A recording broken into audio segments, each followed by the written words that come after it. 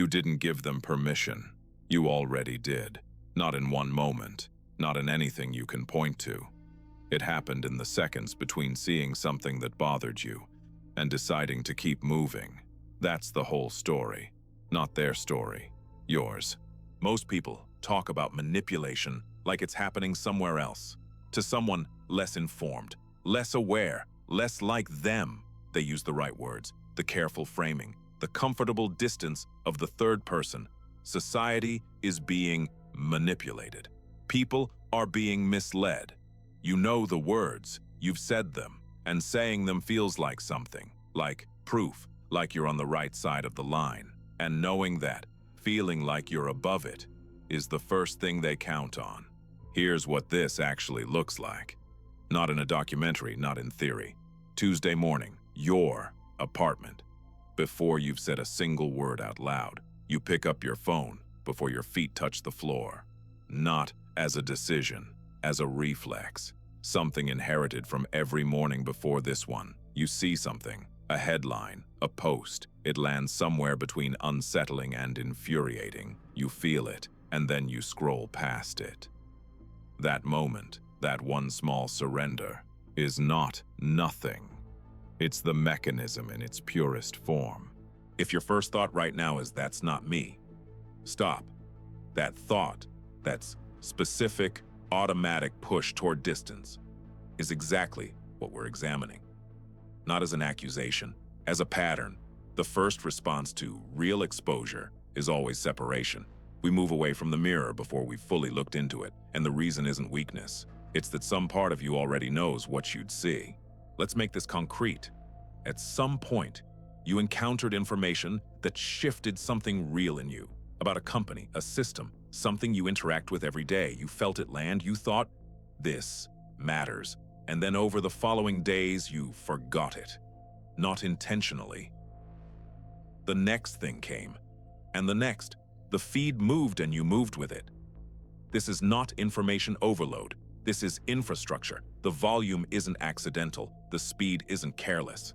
If a thought can't survive long enough to become action, the thought is harmless. The people who designed these systems understood that before you were old enough to hold a phone, there was a man named Edward Bernays. Most people don't know him. That's not an accident either. He was Freud's nephew. And in the early 20th century, he asked one question that changed everything.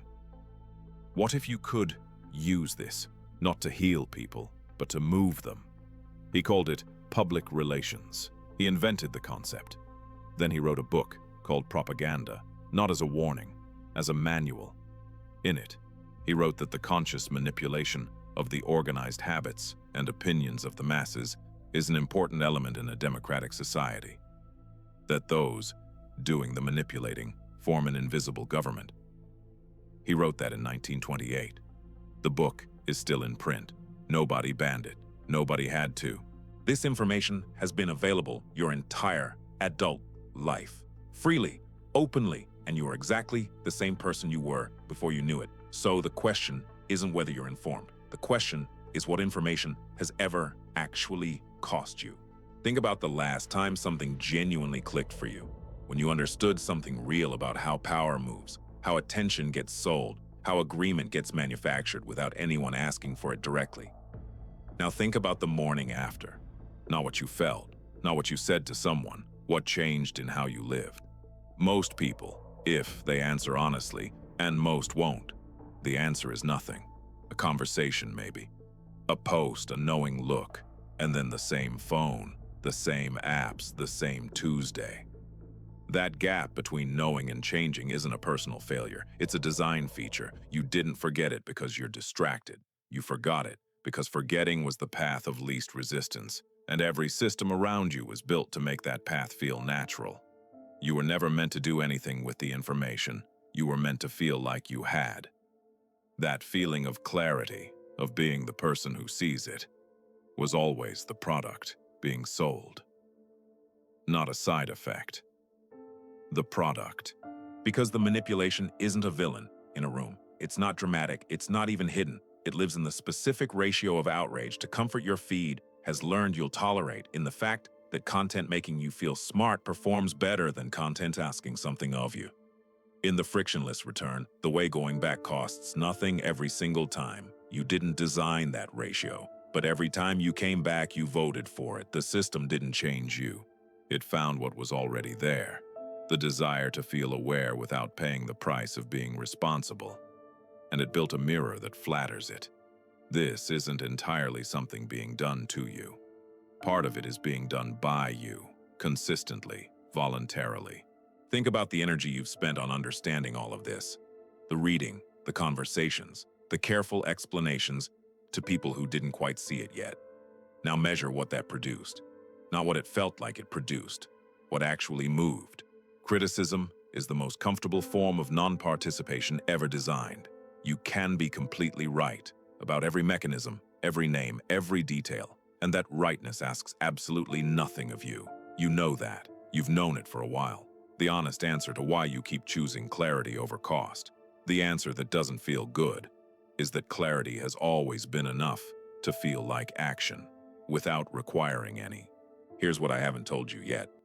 This video is content. It was built with an arc, structured to hold your attention at specific intervals, to produce specific feelings at specific moments, to end in a way that makes you want to share it or sit with it or send it to someone who needs to hear it. I know how to do that. I did it on purpose. The discomfort you're feeling right now, and that specific unease sitting in your chest, was engineered, which means the question isn't just who's manipulating you. The question is what you do when the thing waking you up is also inside the system, when awareness becomes a product, when seeing clearly is the most sophisticated thing being sold to you, and you're still buying it, and you know you're buying it, and you're still here. I'm not going to offer you an exit. No apps to delete, no books to read, no way to opt out cleanly, because every exit is also a door someone built, packaged and sold by people who understood exactly what you'd be willing to pay to feel less like this. There is no outside, not one I can point you toward that isn't also a product. Tomorrow morning you'll wake up, you'll check your phone before you've decided to. Somewhere in the first few minutes, before you're fully present, before anything requires your whole self, you'll hit something that asks something real of you, a fact, a feeling, a moment of actual discomfort, and you'll move past it. Not because you're weak, not because you weren't paying attention, not because you didn't know better, because the entire environment, every interface, every feed, every notification, every piece of friction deliberately removed from your path was built around one thing they proved about human behavior a long time ago. Given the choice between comfort and cost, people choose comfort. Not ignorant people, not broken people, informed people, aware people, people who can name the mechanism, trace its history, explain it clearly to someone else. People exactly like you. You'll remember this video for a few days maybe. You'll think of it when something relevant surfaces. You might send it to someone, and none of that will be the same as it changing how you actually live tomorrow. You already know that. Would you still want the truth if it isolates you?